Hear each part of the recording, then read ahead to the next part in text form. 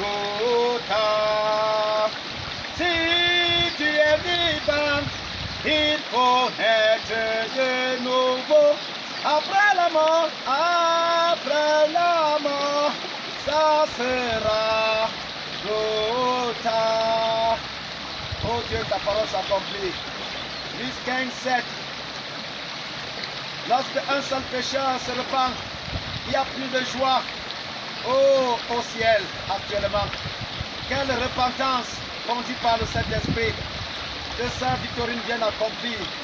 Seigneur Jésus, ta promesse, elle est manifestée aujourd'hui.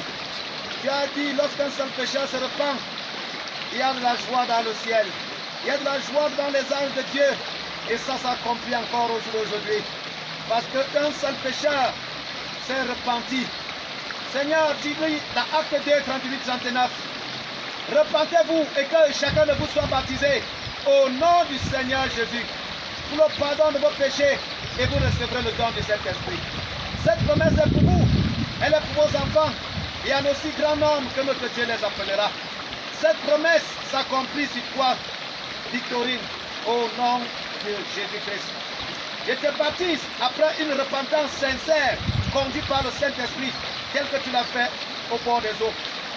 Et je te le dis, maintenant dans la parole, tel que le prophète William Aron Branham nous l'a révélé dans le message du temps de la fin, que cette parole s'accomplit.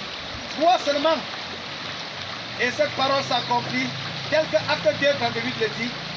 Je te baptise au nom du Seigneur Jésus-Christ pour le pardon de tes péchés. Voilà pourquoi cette parole s'accomplit ce matin au nom du sang de Jésus. Je te baptise au nom du Seigneur Jésus-Christ. Je bénis au nom du Seigneur Jésus-Christ. Seigneur Jésus-Christ, je te rends grâce.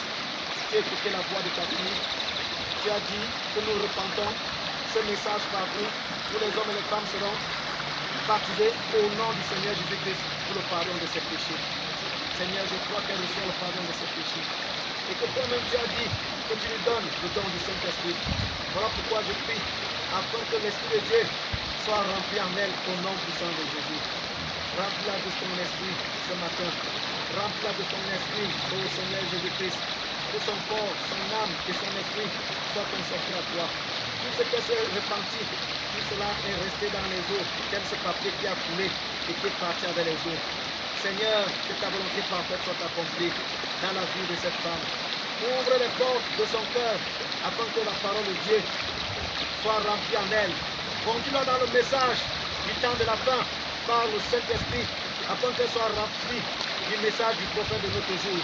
La voix d'Apocalypse 17 qui s'accomplit, ô Seigneur, pour elle en ce matin. Merci Seigneur pour ta volonté parfaite. Merci pour le Saint-Esprit qui l'a rempli et qui l'a conduit à la voix d'Apocalypse 17, Malachie 4, 5, 6, ce prophète que tu as envoyé, William Aron Branham, afin qu'elle soit encouragée à demeurer dans la présence de Dieu, servir le Seigneur Jésus-Christ. Seigneur Dieu Tout-Puissant, nous te rendons grâce. Au moment où elle va se lever de ses eaux, elle devient un témoin par le Saint-Esprit, un témoin vivant, parce que tu as dit le témoin véridique délivre les âmes.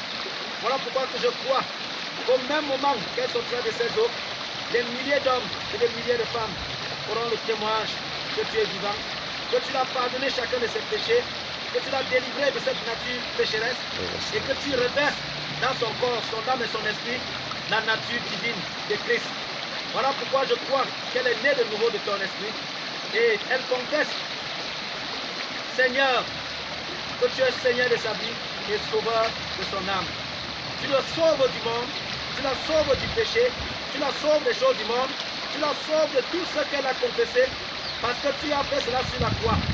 Voilà pourquoi elle n'est pas sauvée par le sang de Jésus, mais elle reste sauvée par le sang de Jésus, parce qu'elle était dans la pensée de Dieu avant la fondation du monde. Lorsque l'agneau de Dieu a été immolé, elle était dans l'agneau.